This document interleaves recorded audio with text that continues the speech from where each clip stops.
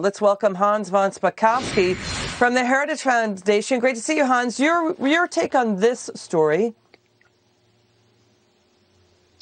This is a very important move. We need to know who did the targeting in the Obama administration and who was targeted for this simple reason.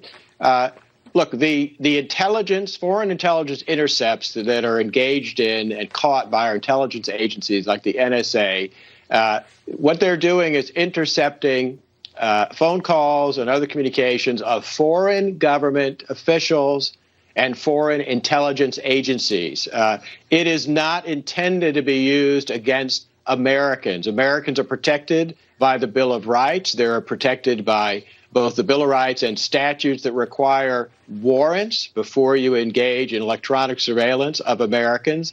And if this unmasking occurred because Americans were inadvertently caught in these electronic and intelligence intercepts, if that unmasking was occurring not as a way of countering espionage against the United States, but for partisan political purposes, that is, frankly, an outrageous abuse of the powers granted to our intelligence agencies.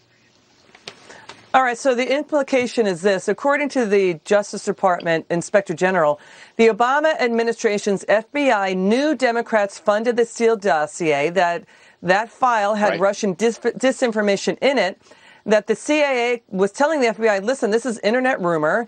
By January 2017, the FBI did not have the goods in its Trump-Russia probe. Obama officials see there's conversations with the Russian ambassador, and they get Flynn's name revealed, not blacked out, not redacted, and then there's leaking that happens. Is that your take on part of what happened? It is. And, you know, what's so unfair here in this entire episode was that, you know, this leaking was done to make it look as if Michael Flynn was doing something wrong. Look, he was the incoming national security advisor. Part of his job and his duties was to talk to foreign officials such as the Russian ambassador. There was nothing illegal about that call. It was perfectly legitimate. I mean, that's one of the reasons the Justice Department has moved to dismiss the case, because the FBI had no legitimate reason to even be investigating Michael Flynn. You know, so, you know, take out the words Trump, Obama, take out the words Democrat, Republican. Right. If you just look at the bare bone facts of what happened, we're now seeing FISA court judges in documents saying that the FBI under the Obama administration, in one instance, 85% of their searches in NSA databases were improper. We're finding, you know, that the searches through the NSA databases, this is a metadata surveillance program, may have started in 2015. It may have gone on even sooner than that. So, you know, this feels to me and to our team like tip of the iceberg stuff, Hans. Why was the Obama administration, the intelligence authorities, going into NSA databases, you know, searching for information in that surveillance program? Well, look, if that is correct, then, and Michael Flynn is just the tip of the iceberg, then it really looks as if the Obama administration was abusing its power to use our intelligence services for domestic political reasons instead of what they are supposed to be used for, which, as I said, is guarding against foreign espionage and foreign terrorism. And everyone who was involved in doing this within the Obama administration has to be held to account.